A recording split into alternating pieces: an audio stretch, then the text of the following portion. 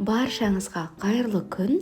Бүгін бешбармақтан қалған аз ғана ет пен картоптан керемет оливьеден де дәмді салат дайындаймыз. Ең алдымен жұмыртқадан жұқа омлет пісіріп алуымыз қажет. Жұмыртқамызға дәміне қарай тұз, бір ас қасық сүт құйып, мұқият араластырамыз. Осы уақытта табамызды қыздырып, аз ғана сұйық май құямыз. Жұмыртқалы массамызды теңдей екіге бөліп, екі жұқа омлет пісіріп аламыз.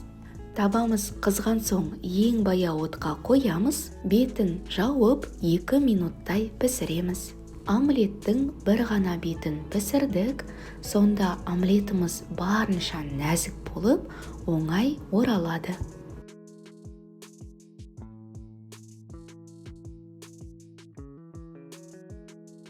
Сәл суыған омлеттерімізді тығыз етіп, ұлу секілді етіп орап аламыз.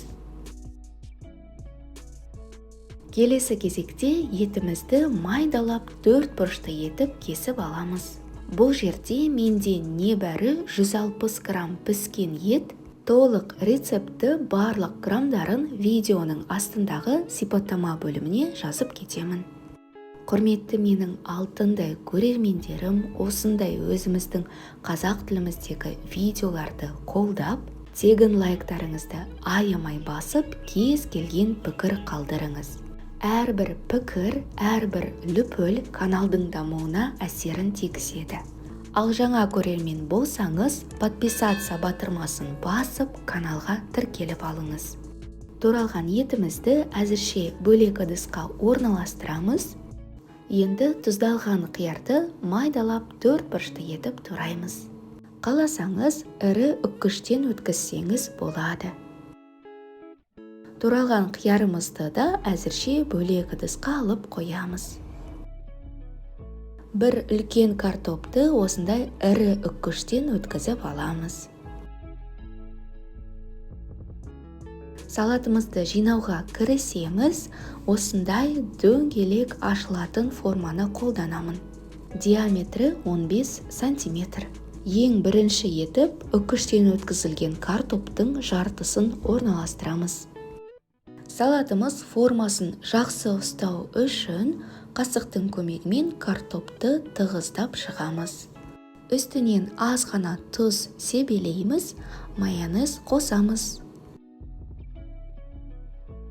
Қасықтың көмегімен біркелкі етіп жайғастырамыз.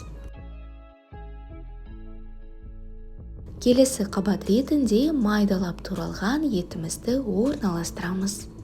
Менде бүгін жылқы еті, кез келген қызыл ет түрін қолдана беріңіз, сиыр еті, қой еті де жарайды.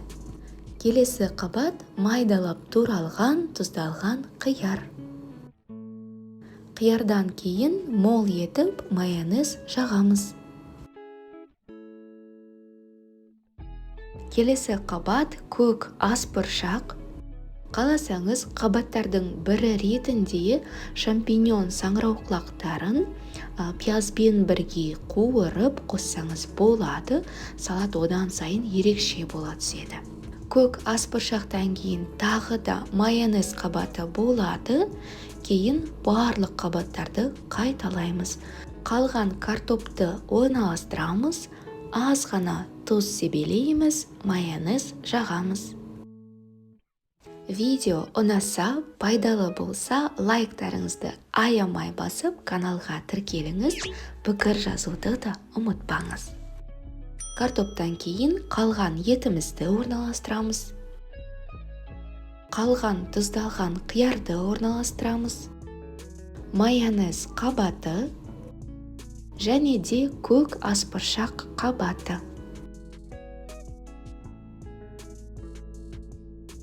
Енді омлеттерімізді дөңгелек етіп кесіп аламыз.